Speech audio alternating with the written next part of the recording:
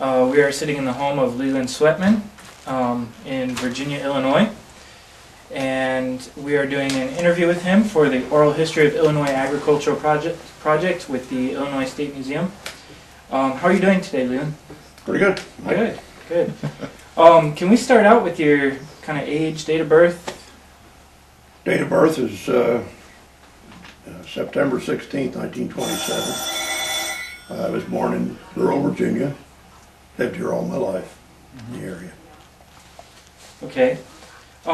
So can you kind of tell us kind of a little bit of your family dynamics, the setup of your family? Who's your immediate family here? I was raised in a family of 2 children, my sister and myself, and my parents.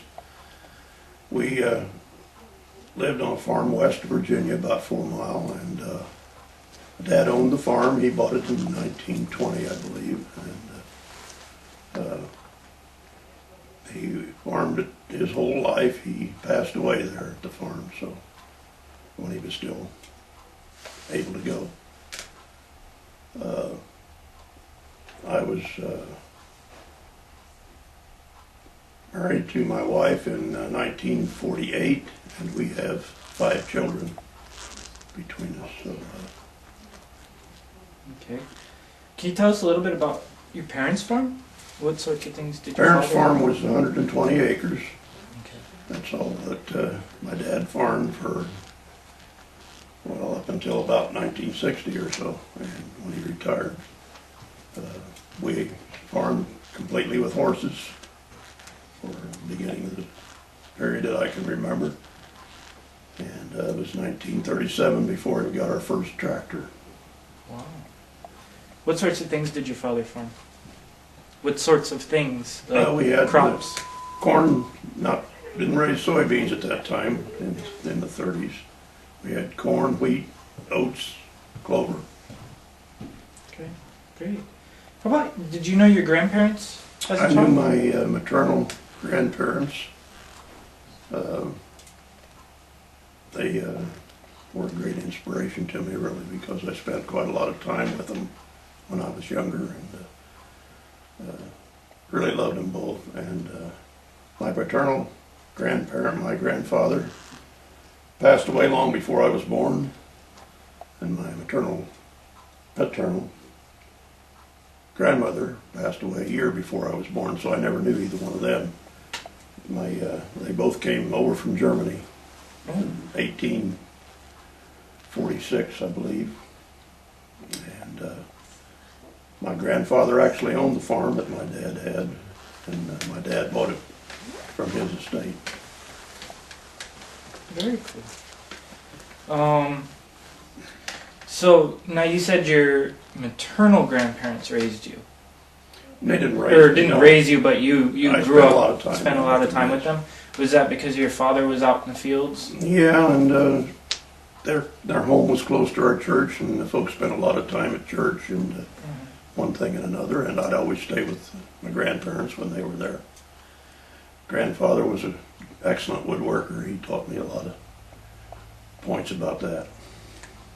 Very interesting. What sorts of things did you make woodworking? Mostly just ornaments, yard ornaments, and little things that he made a 2-wheel cart for my mother, and stuff like that. These small items. Very interesting. Now you were mentioning how you grew up around the church and the community and stuff. Did you have other relatives nearby growing up, or? In fact, the road that the farm is on right now is called Sweatman Road. So there were approximately probably 5 or 6 Sweatmans lived on that road at that time. They were all brothers. My dad's family was consisted of 13 kids. There was 5 girls and 8 boys, and so it was quite a chore to get all the boys settled on a farm in those days, and they practically all did in that neighborhood. So we had a good representation of the Sweatman family in that area at that time. Very cool.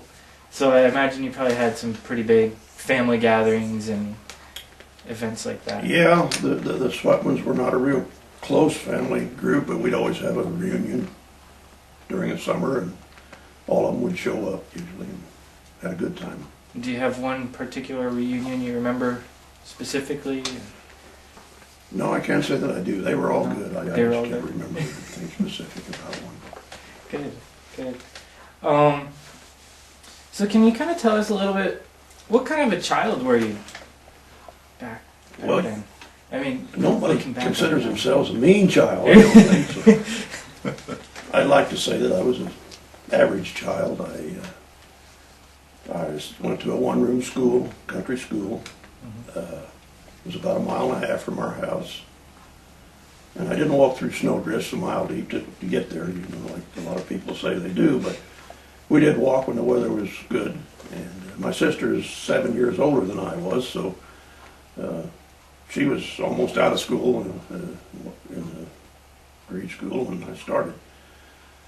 So there was about 16 in our one-room school, I think, when I started, and when I graduated in the 8th grade, there was 4. So this kind of gives you an indication of what happened to the young people in the community. This has been going on for a long time. They left the farm. The farm was not a very lucrative business at the time. I was always able to ride with the school teacher because she always went right by our house to go to school, so it really wasn't a problem for me getting to school. Finished the 8th grade, and my sister never actually got to go to high school. It was not a time when all kids had to go to high school. It was when you finished the 8th grade, you could just do about whatever you wanted to. But I kind of twisted my parents' arms and said, hey, I'd sure love to go to high school. And my 8th grade teacher, who was an excellent teacher, kind of come out and parked one day in my parents' house and said, you got to let this young man go to high school. And I was very fortunate in the fact that they agreed. And even though I rode a bicycle 4 miles to school about every day, well, I was very pleased to be able to go. Very cool. How was it riding with your teacher to school every day? Intimidating. Was it? It was, in most cases, good. I had some excellent teachers in grade school. I really can't complain about any of them.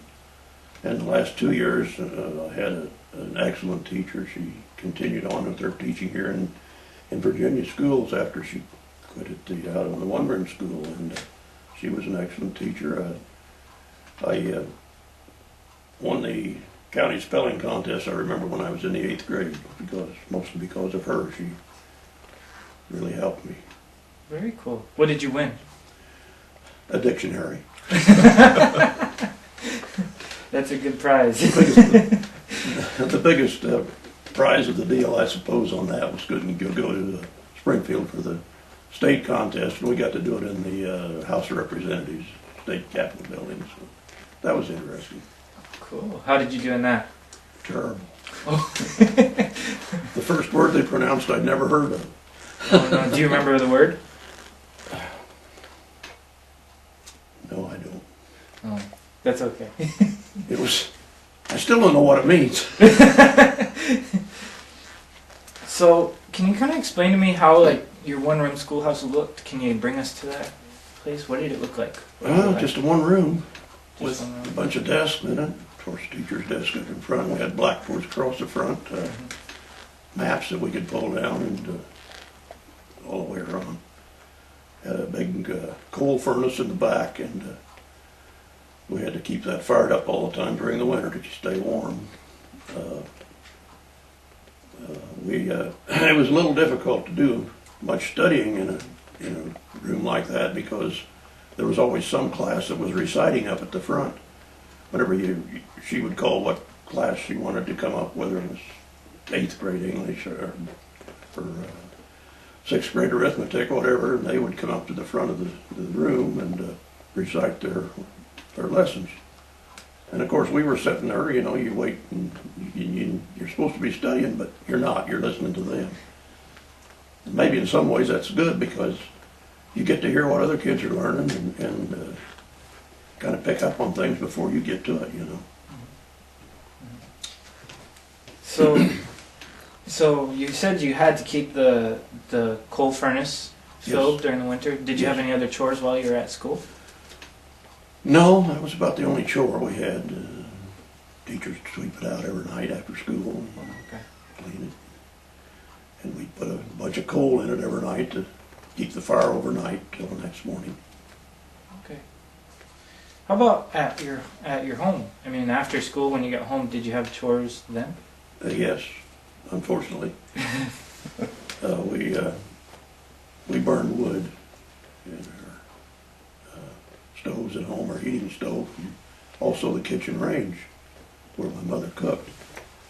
And about sometime late summer or early fall, Dad and I would go out and saw a tree down, or maybe two, and cut it up into about 8-foot lengths or so, and haul them up to the house on a wagon, horse and wagon. And sometime a little later on, we had a neighbor that had what we called a buzz saw, which was mounted on the front of a tractor, and he would come by and we'd saw the lengths up into chunks about yay long to go in our heating stove. And of course, those chunks, some of them had to be split up because the kitchen stove took small pieces. The kitchen range, you had to have real small pieces to put in there. So it was always my job when I come home from school to split enough chunks to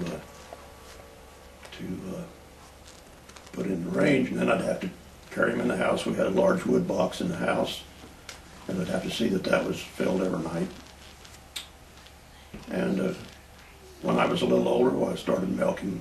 We had about 4 cows, and started helping with the milking then, which wasn't bad. I kind of enjoyed it, especially in the wintertime when it was cold, you know, and you could get right up next to the cow and lean right against her and get pretty warm, really, while you were milking. Good. Was there any chores that you just absolutely hated? Pumping water was probably the biggest chore I hated. We didn't have any electricity. We had no way of getting any water, only pumping it by hand, and we had, I think, 6 or 7 horses and 4 milk cows, plus hogs, sheep, chickens. All had to have water every day, and I always had to see that the tank was full when I got home from school at night. And sometimes it took an hour actual pumping water to get everything watered. Wow. What about your friends? I mean, I'm sure you lived on a farm out in the country. Did you have a lot of friends around, or? Well, I had 2 close friends, probably. They both lived about a half mile from where I lived. And we'd get together occasionally, and a lot of cowboys and Indians and all that stuff, you know. That's cool. That was the only games you played were Cowboys and Indians, or did you ever play Oh, we other had stuff? card games we played and so forth. But in the summertime, it was either baseball or something like that, or a lot of catch. Love baseball. Really? Oh yeah. What position? Well, I played shortstop some and second base and done some pitching too. Done some pitching. Cool. Very cool. What about, organizations, 4-H, FFA? I was in 4-H. Didn't join until I was about 10 years old, I think it was. In fact, you couldn't join until you were 10 then. I was in 4-H all the time, and spent 4 years in FFA in high school. The greatest organization there is, I believe. I learned more in FFA than I learned in practically any part of the school I can think of. We had good teachers up until the last year. But anyway, they taught us a lot of how to conduct meetings, and of course the projects we had. I had livestock, had hogs and Angus cows, and I know they taught you responsibility. They taught you how to do things, and it was just amazing to me. I still look back on that as in public speaking. I won a section speaking contest when I was a senior that year. And I just think that it was something that primed me for the rest of my life. Very cool. What was like your favorite project? Favorite? Yeah, the favorite project that you ever got to do there. Oh, I like it was my hogs. I love to raise hogs. Yeah. Yeah, I raised spotted Poland China, purebreds, and had pretty good luck with them. Very cool. Did they have names? No. No, you didn't name them? No. Okay. I had some names for them, but they weren't to be. Not nice names. Now you already mentioned church. What church was it? We went to a Lutheran church in Bluff Springs, which is about 4 miles from where we live. Okay. Yeah. Do you have any memories from going to church Oh, and yeah. stuff? All good memories. Some good ones? Anything you want to tell us about Sunday school or? I did teach Sunday school for a while. Really? But that was gratifying. I taught junior high kids, and a few of them were sharper than I was, and that was just a tremendous experience. But I've been on the council there many times, and I just feel that that's a second home to me. Still is. Very cool. Very nice. Now, you kind of grew up through the World War II era. That's exactly right. All 4 years in high school were spent during World War II.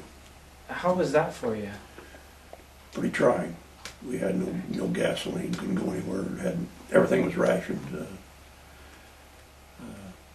The farmers were in a little better shape than the town people actually then, because we had what they called an A card and a B card. The A card got something like 7 gallons a week, I think, something like that. And the B cards were, you got 15 gallons a week, but the farmers had access to as much gasoline as they wanted because they had to grow the crops, you know. So we had some barrels out on the farm that we kept full of gas, and really we could take a few gallons from that once in a while and put it in the car, you know, if we really needed to go someplace. But I'm sure all the farm did that, but still in all, it was a trying time. No school we had basketball. That was the only sports that we had in high school. Everything else was, we stopped football. They stopped football when I was a freshman, and just didn't have any way to get kids to other schools to compete. And we did have a baseball team, and I was on that, but only played about 2 different schools, I think, and then we had to see our own way to get there and back. And the FFA again had many scrap drives, paper drives. I can remember when we had a pile of iron outside of the school that was probably 20 feet high. And of course then they would come and pick it up and take it and melt it down to use in the war effort. So yeah, it was quite trying. I'm sure we missed out on a lot of parties and such as that we couldn't have because of the war effort. I graduated in May of 1945 from high school. I turned 18 in September. We had to register for the draft at that time, which I did. And December I was drafted into the Army, so that's how quick they were taking young people at that time.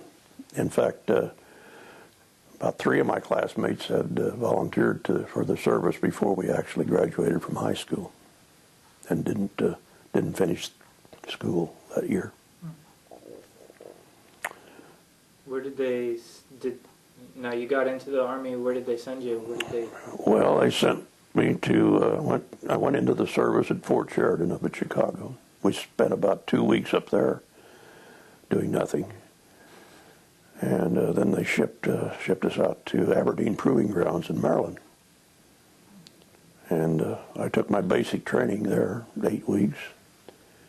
And of course the war was over, the shooting war, you know, but there was a lot of occupation troops that had to be sent places, and I was hoping to get to go to Germany, you know. I kind of wanted to go there. I always had a desire to go there. I guess that's where my ancestors are from both sides of the family. And the whole company was out there one morning. We had our gear all together. We were ready to go. And they came and picked me and one other fellow out of the company.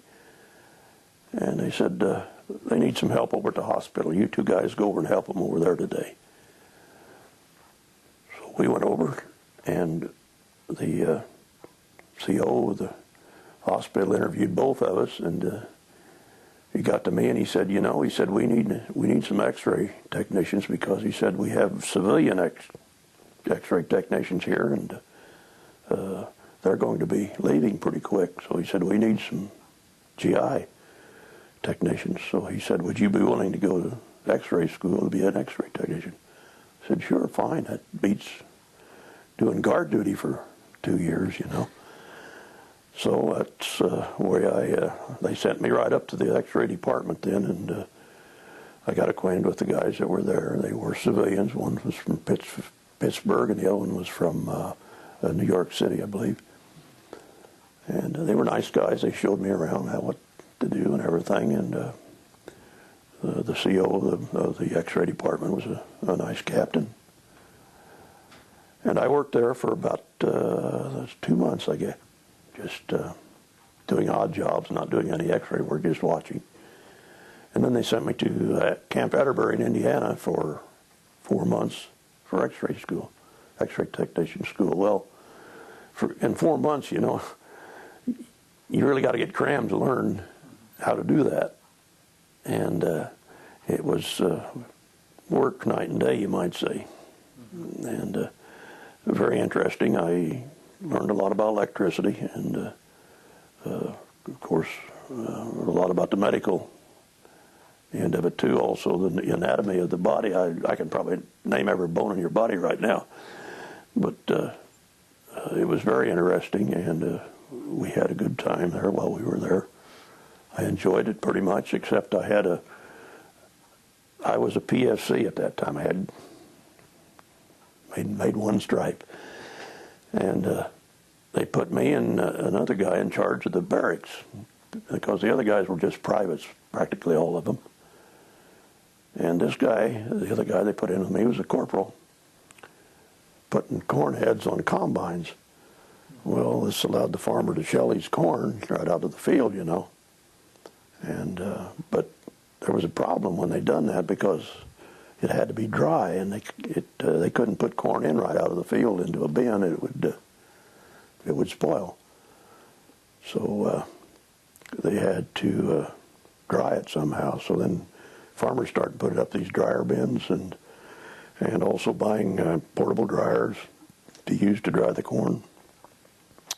And when that happened, why, then there was another call for electricity to wire all those bins up, fans, dryers, and so forth. So started getting into that.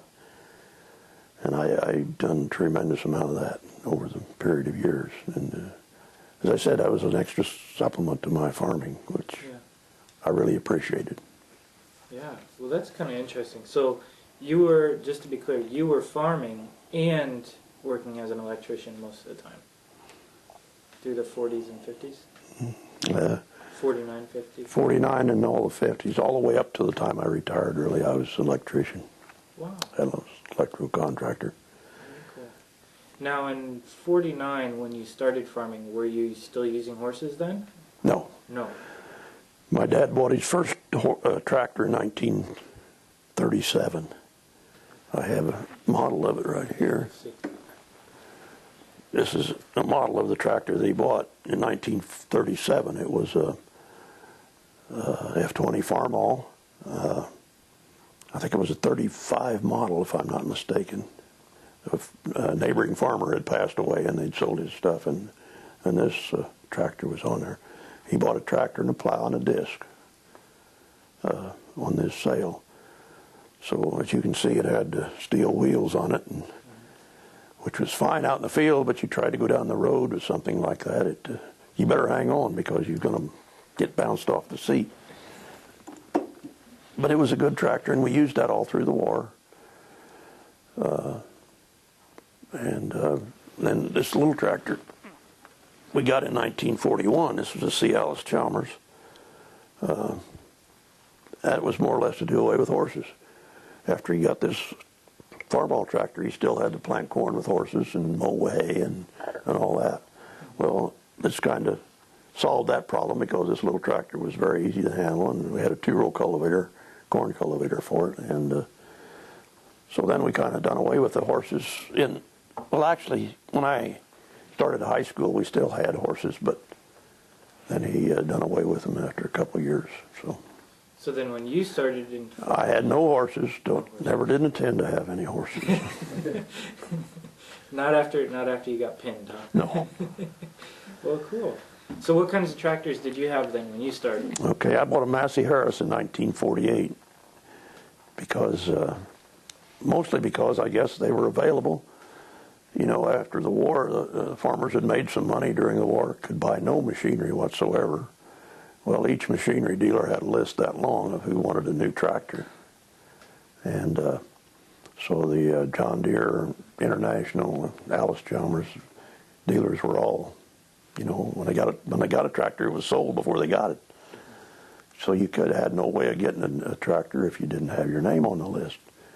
But Massey Harris seemed to be able to, they didn't have a list anyway. And the dealer had this one Massey Harris 44 on in his showroom, and my dad helped me and I bought it. So that's what I started farming with. Do you remember how much it cost you then? $1,900. Wow, very cool.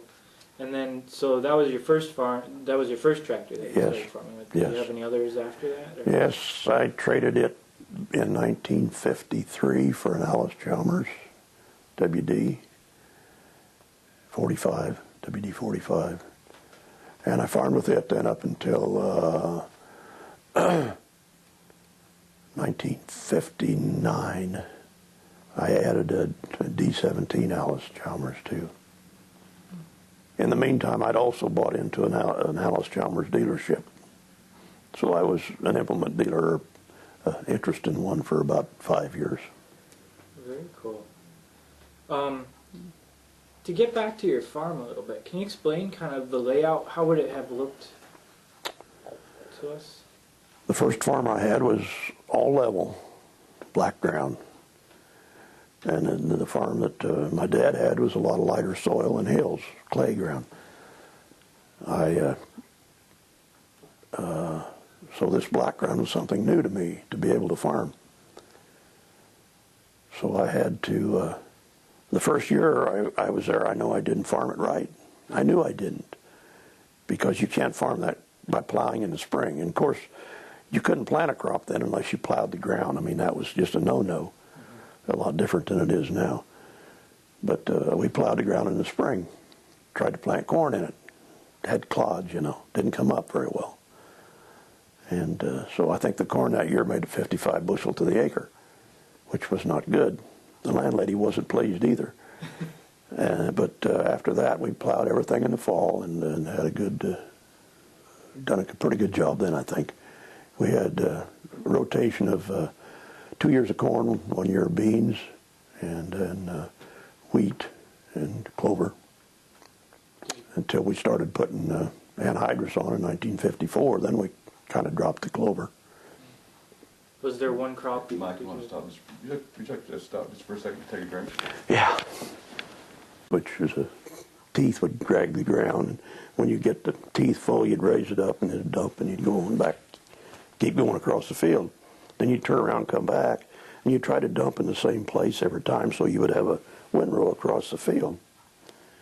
And I've done some of that quite a bit. And then came the hard work when you had to come out with this rack wagon, and we'd have to pitch the hay up on the wagon. And when we got a load, we'd take it to the house and up to the barn. We had a hay loft, which held all the hay. And in this hay loft was a track up on top that had a track up there with a fork on it. And this fork they could pull down and put it in the hay wagon. And it had a rope on it which went up and all the way across the barn, down on the other side and out another door, where we had a horse down there that would pull on the rope, and that would pull this fork full of hay up into the barn loft.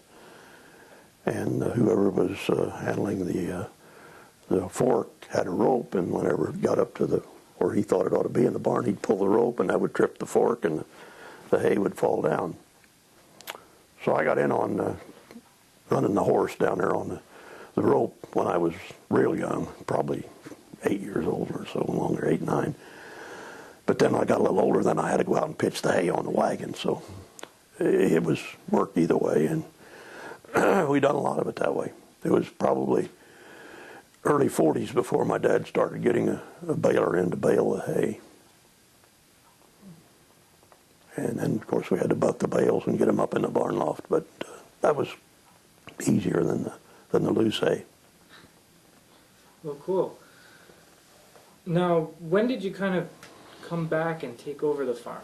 Well, my wife and I were married in 1948, and I had rented a farm for 1949. So we moved, well, we actually lived in a little house, didn't have electricity from June of 48 till March of 49. We moved to another house on this farm that I had rented that didn't have electricity either. But anyway, I farmed it for 3 years, and the landlady died, and the farm changed hands, and we had to move. I rented another farm, which was closed. Now, this is east of Virginia. I was raised west of Virginia, but this farm was east of Virginia. And I rented another farm close to the same area, about a mile away, and we moved there in 1952. We lived there until we built this house in 1993. So we had quite a long tenure out there. It was a big old house, and had a good landlady. But I started farming then in 49 and kept going every year. I took over Dad's farm in 1960, I believe, when he retired. And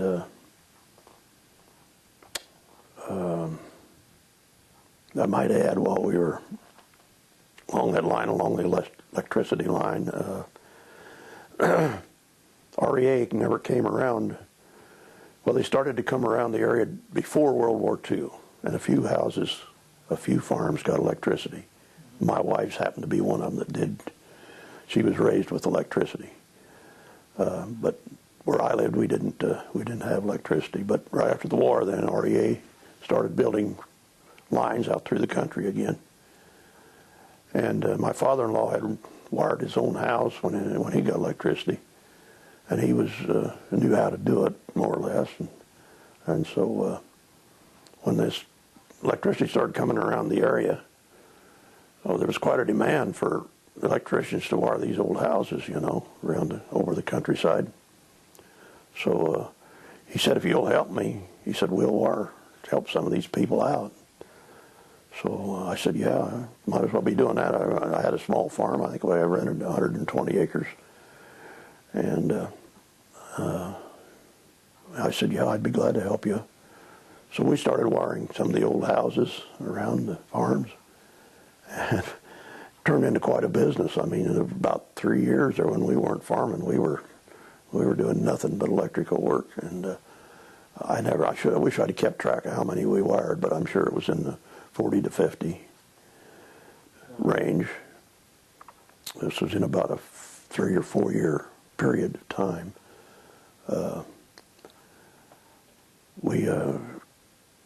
Well, as I said, this was a supplement to my farming. Otherwise, I probably couldn't have continued to farm because I didn't have enough acres, and prices in those days weren't too great.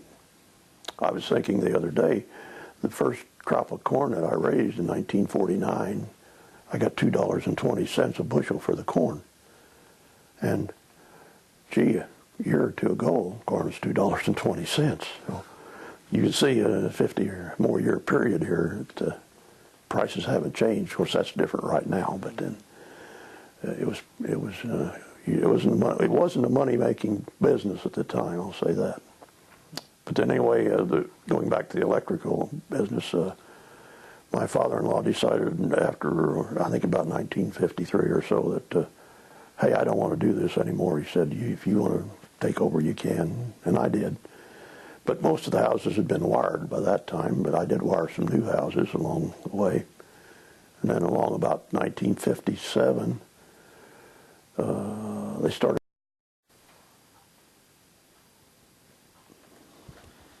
Okay. Now you're kind of telling us about the crops that you planted and stuff on your farms. What was your favorite crop out of all of them? Was there one particular one that you really liked? Oh, I suppose I like wheat, really, to get down to the basics. I like to, well, you could plant it and forget about it more or less in the fall, you know. You could plant it when you weren't busy, maybe doing too much else, and it would grow all the winter. Spring it would come out and look great, you know, be real green. And I love to cut wheat with a combine. Yeah, it was always a good time. Very cool. You want to hear about the threshing machines? Sure. Oh, okay. I got in on some of that too. Okay. Tell me all of it. My dad started hiring a combining done for his crops in about 1938.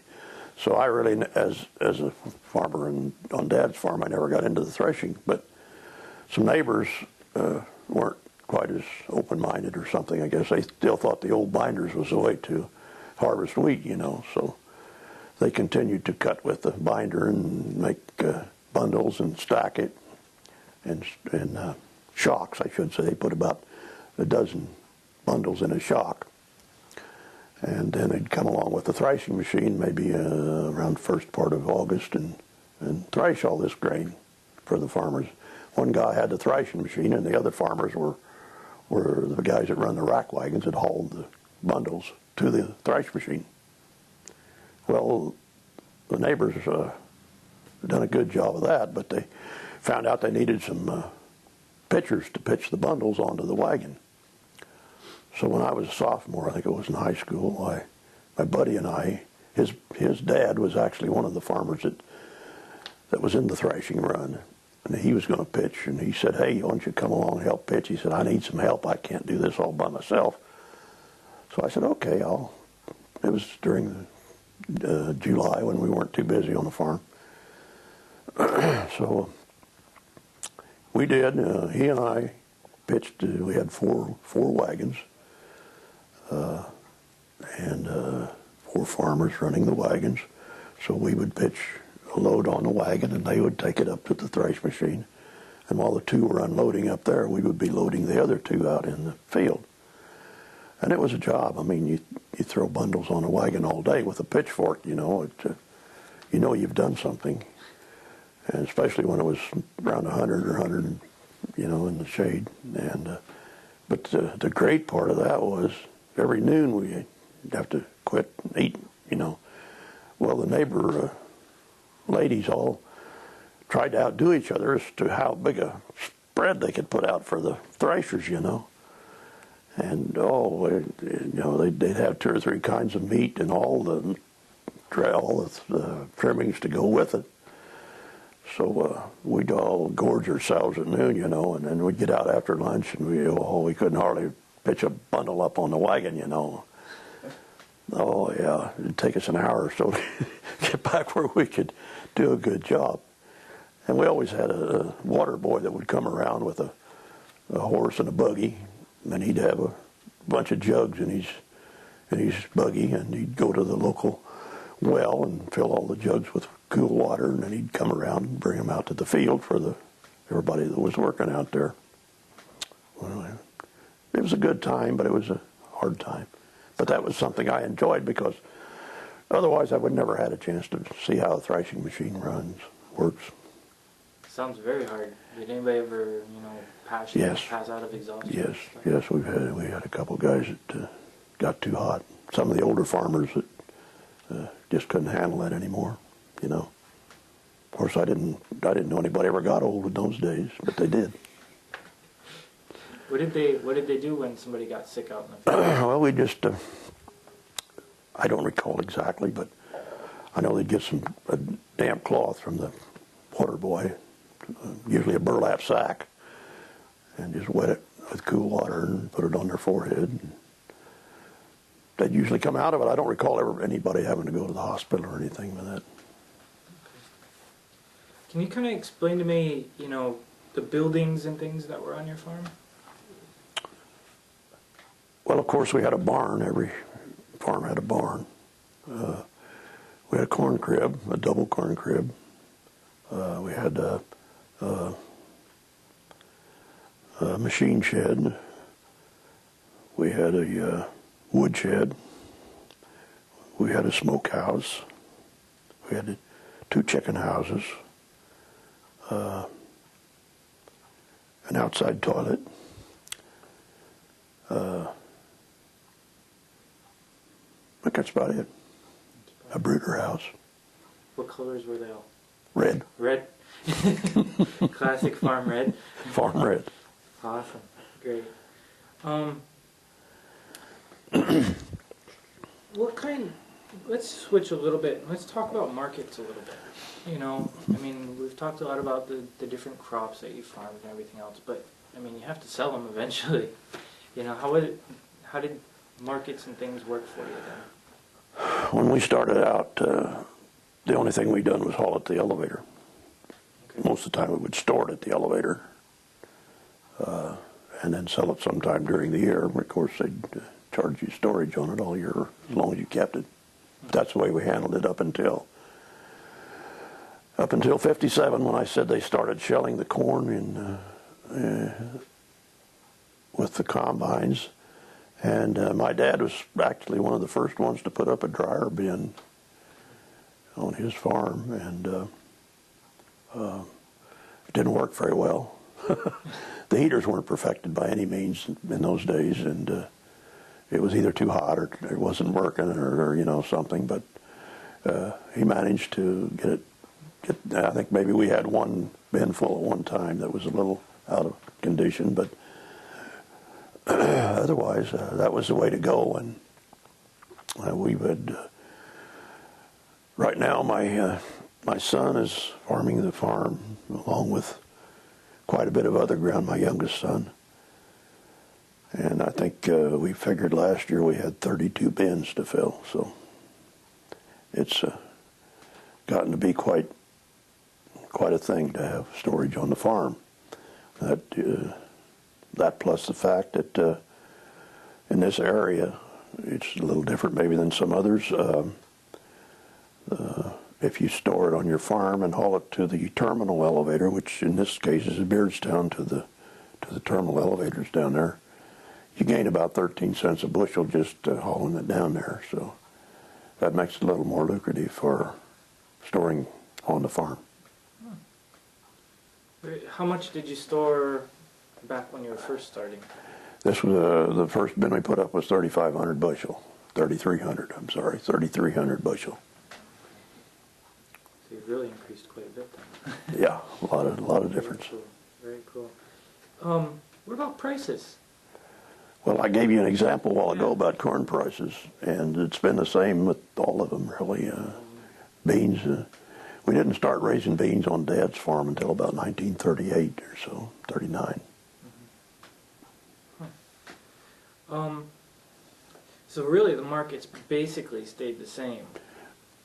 I'd say so. Well, kind of the world around. Well, you have the spikes once in a while where they go way up, but then that's, in most cases, nobody has any to sell that time.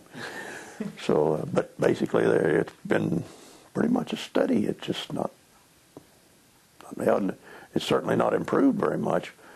Of course, the yield has improved now. You get into the technology part of it, and it's a tremendous difference. And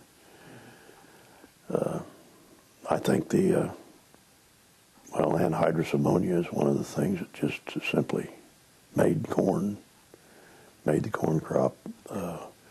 We started putting it on in 1954. And my father-in-law and I bought an applicator together, and we had instead of a nurse tank, well, we did have a nurse tank, but we had to put it in our truck. We didn't have any on wheels at that time. And we had to go about 15 miles to get it filled. So we would put a load on in the field, and we'd have to go 15 miles to get it filled up again to get another jag. So it was pretty slow going. I mean, you didn't have to make the big acreage like you do now. And we only took 5 rows at a time. We side dressed it all then. We never put any on ahead of the planting or anything. It was all side dressing. And we done a lot of custom work with that too over the years until they started, the local service companies finally decided, hey, this is the way things are going. And so then they started getting their own applicators and their own nurse tanks and so forth. And but anhydrous, when I started farming, if you got 80 bushel to the acre, you had one heck of a good crop.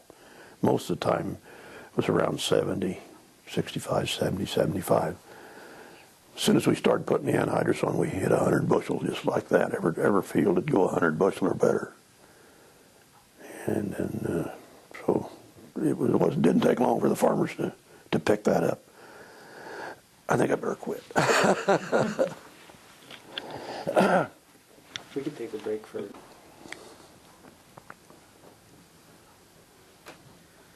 Okay, Leland, you mentioned something a little earlier that I want to ask you about. And you said it was actually cheaper for farmers to store their crops on their farm and then drive them to the grain elevators, or... The terminal. To the terminal, there you Grain go. elevators, yes. What was the price of gas around that? Well, when I started farming, it was like 25 cents a gallon. Of course, we didn't have the storage then, but later on, as we did have storage, then you go to a diesel truck, why it takes, diesel was a lot cheaper. It was less than $1 a gallon most all the time we were hauling to the terminals. Very cool. Now, in your home, did you have gardens or any personal things? Yes. My folks always had a big garden. They always had chickens and cows, and so we really were self-sufficient as far as having food. Mother always canned everything that was in the garden, and we had no electricity, so we had no freezers. We didn't have any refrigerator either. So our system was we had a round metal container. It was about 5 feet long, maybe something like that, and had a door on one side. And we would put our milk and eggs and whatever we wanted to keep cool in that. And we had an old well right outside of our back door on our house, and we had a frame which went over the top with a winch up here. And this winch had a cable on it, and the cable was on that container, and it would drop down into the well. And that's how we kept our food cool. The temperature down in the bottom of those wells is, I don't know, approximately 50 degrees in that area. So most all of our neighbors had ice boxes, and the iceman would come around maybe twice a week and leave them 25 or 50 pounds of ice. But the folks couldn't really afford that during the Depression, so they rigged this deal up, and it worked fine. Whenever you got ready for a meal, you'd go out and crank the thing up out of the well and get what you needed, and drop it right back down, and it worked fine for them, what they used it for. The times were hard. I mean, you didn't have any excess money. We even had to take the telephone out because couldn't afford to pay the bill. And it wasn't very high, but they still couldn't afford to pay it back in the Depression. And we had trouble with other things too at that time. There was, you always had bug trouble with your crops, like we do now. And I can remember one time when we had an infestation of chinch bugs. I don't know if any of you, if you've heard of chinch bug or not. I can't say I have. That's a little black bug that would I haven't heard of them for years now, but we had them back in the 30s, especially when we had the bad weather in 1936. It was so dry, I raised hardly anything. They'd come out of the grass beside of the roads and go into the cornfield, and you could drive by a cornfield and the stalk would be plumb black rather than green like it's supposed to be, because it was just covered with these little black chinch bugs. They would just suck all the sap out of the crop and it would die. I can remember my dad making a trench between the road and the whole cornfield, and we'd get a barrel of creosote and pour some creosote in that ditch, and that would keep the chinch bugs from going through out into the cornfield. What other types of things did you or your father do to try to, protect from bugs and things? Well, that was about the only thing I can remember. I don't know if we had corn borers back then or not. If we did, it didn't make any difference, because you shucked the corn by hand anyway, and you just, if one corn was down, you just bent over and picked the ear up. That's all.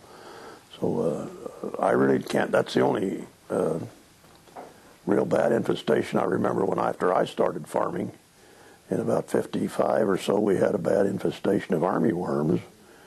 They eat a lot of wheat up in the middle of the summer in June, and we actually had to spray with an airplane to control those.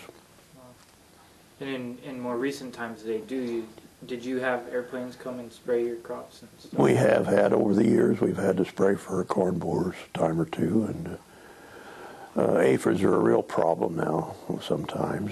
We've never sprayed for them actually, but they are a problem now. They're getting more prevalent all the time. Now, I'm sure one of the other real large problems that you've dealt with is probably drought. Yes. Do you remember any real serious droughts? Well, I said, like back in 1936, I don't really remember a lot about that, but I know it was terrible. The corn only made like 15 bushel to the acre, something like that. The other time that I remember, and that was right after I started farming, that was in 1954. We had a temperature of about 100, and it got up to 113 degrees about the first week in July. And this was the time when the tassels were just coming out for the corn. And they had a little wind with that heat, and it just burned those tassels to a crisp. And of course, without any tassel, you don't have any pollination. So that's when we were still picking corn in the ear. And I recall that fall you could go, I had a 2-row corn picker on my tractor. You could pick for a half a day and never get a wagon load of corn. And then the quality was terrible too. It was musty and moldy and all. So I think our corn made 68 bushel to the acre that year, which was not too bad really for what we had. But I remember the sun coming up in the morning and going down at night. You never see a cloud in the sky. And it had done that for 2 months, I think. So that I will never forget. That was probably my most trying year as a farmer. Really? Huh. Now, you said you raised pigs as a kid for 4-H. Mm-hmm. You said there was all sorts of other livestock, self-sufficient. What about on your farm when you started in 1949? Did you have any livestock then? Yeah, we, I guess it was bred into us or something, but both of us, we had the very same thing that our folks had practically. We had a big garden.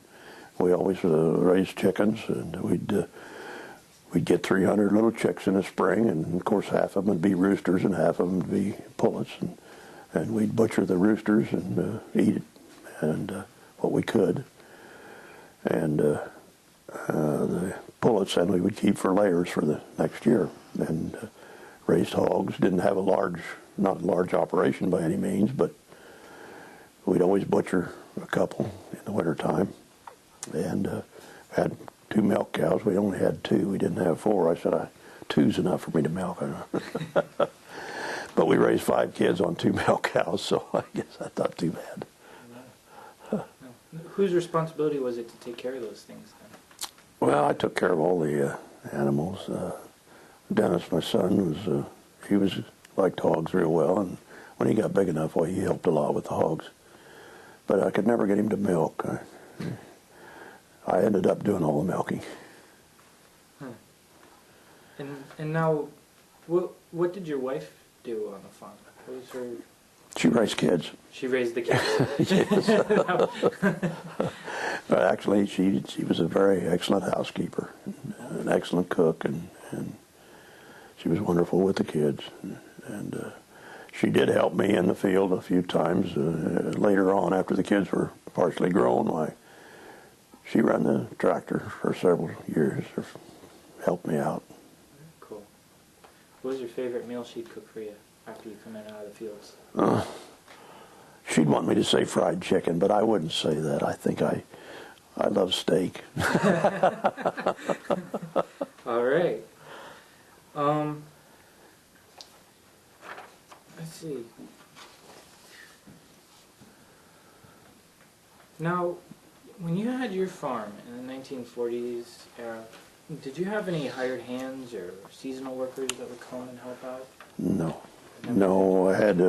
I had periodically I'd hire somebody if we was going to do a big job or something. I would hire somebody to help a while, but I didn't have a big enough farm to warrant a hired man for that purpose. I did hire people to help me with electrical work, but not on the farm. What sorts of wages would you pay if you did hire somebody for like a big job or something? I started out working for $1 an hour. It probably would have gotten up to maybe $5, $6 an hour by the time I was in the 70s. My son-in-law actually came to help me farm in the 70s when we rented some more ground, so I didn't have to pay wages. I give him one of the farms to farm, and he did that, and so he took the income off that for helping. Interesting. Let's talk a little bit about finances and keeping the farm running. I mean, everybody knows money kind of keeps things rolling along. So, I mean, what were your experiences? Always a problem. That sort of stuff. Always a problem. We had no cash to start out with at all, hardly. I'd just come out of the service and had no money. Only what I had made as an X-ray technician, which wasn't much. That was only $2.50 an hour at that time for that job. But we were able to borrow enough money from the bank to buy what machinery we needed. I tried to buy a farm or two in the 50s, couldn't get the money from the bank for that purpose because I didn't have enough collateral. But actually I tried to pay everything off as near as I could in 3 years, which we accomplished, I think, every time. Whenever when I bought a new tractor, we'd have to finance that for 3 years, and I was always able to make the payments on it. I never had to back down. But I know my dad had problems with his farm when he bought it because of the poor prices on the farms, and he bought, like I said, bought the farm I think in 1920. It was 1947 before he was able to get it paid off. So I think I don't have that. We never had that kind of problem with finances. When we first started buying land, first farm I bought was 80 acres, and I think we paid $400 an acre for it. But yields went up, prices went up then, and we paid it off in 2 years. And so it was just, you got to have money to make money. I mean, you got to have collateral to borrow the money to continue to improve your system. And then we were able to do that, and as it's turned out, there was about 3 neighbors that quit farming intermittently along in the late 70s and 80s. And finances, we were able to buy each one of those farms. So Lord has been good to me on that respect. So by the end of it, how big a farm were you farming then? When I quit, we were farming 600 acres, which wasn't a big farm by any means. Okay. Now you just mentioned the 80s and the late 70s and how it was difficult and a lot of your neighbors, you know, gave up. Well, they didn't give up, they retired. Or They were retired. older farmers, yes, Okay. they retired. How about those times for you? Well, we had to not buy any new tractors or cars or nothing for a while, but we always made our land payments, and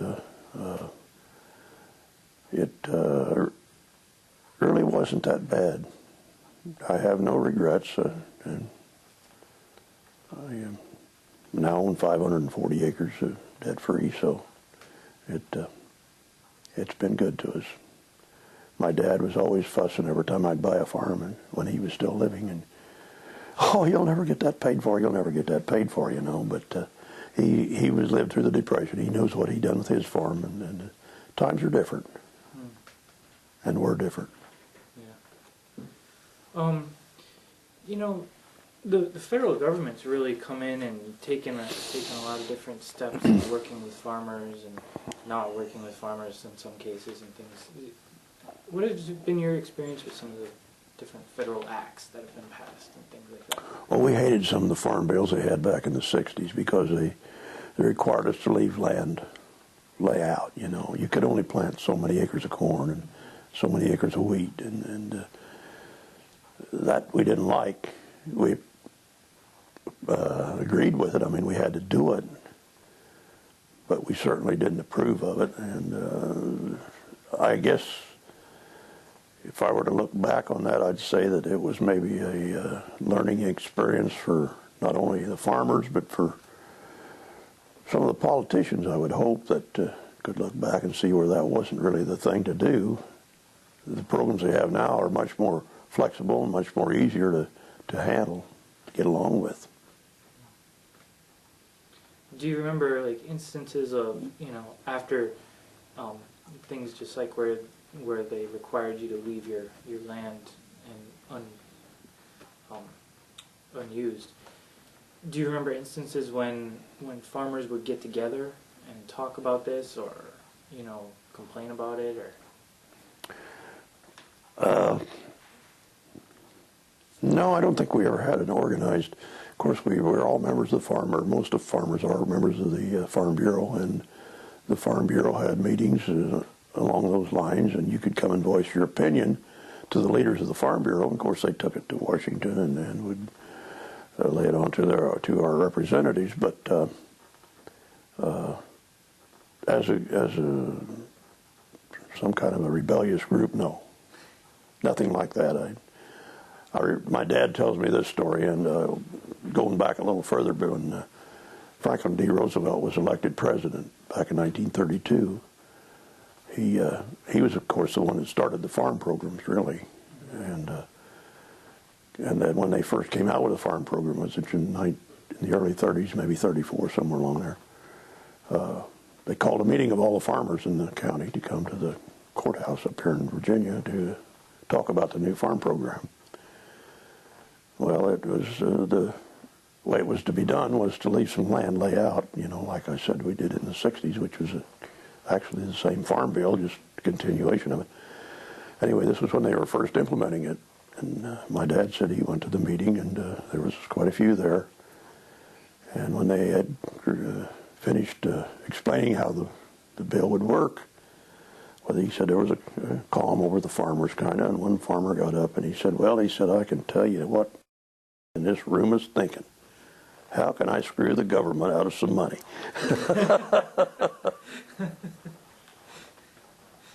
That's pretty cool. That's a good one. How do you feel about the Farm Bureau? I mean, well, what can I say? We're going to have it. We have to put up with it.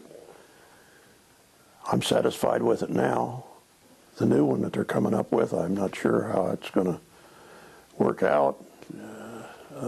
The biggest hassle seems to be the limitations on how much one farmer can get per farm.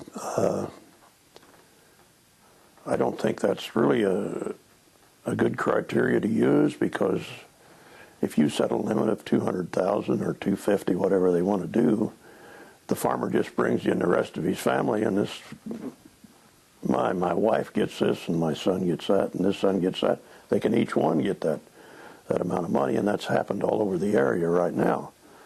So unless they put some real teeth into it to make that stick, it's not going to amount to nothing. But the farm bill is as written as far as allowing us to raise what we want to, and it's working great as far as I'm concerned right now. Good. Just to talk a little bit, to get back a little bit to farming and stuff and contemporary farming. Now, you've driven tractors with GPS and things like that I've heard.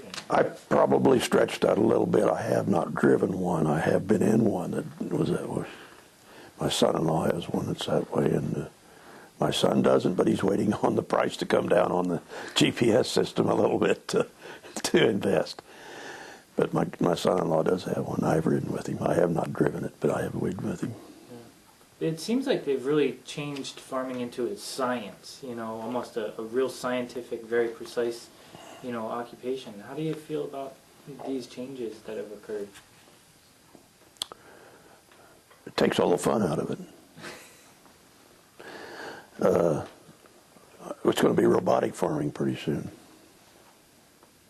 The paces we're going, it's not going to be long before you can sit in a house in a computer and your tractor will be out in the field doing the work. You won't be anywhere around. That's coming. I don't have any doubt about it. But like I say, it takes all the fun out of it. I enjoyed being out and driving a tractor all day. That's a farm life. That's why we farmed. Mm-hmm. What is your premier moment or most enjoyable memory of farming? Oh, you should have given me some time to think on that one. It's a big question.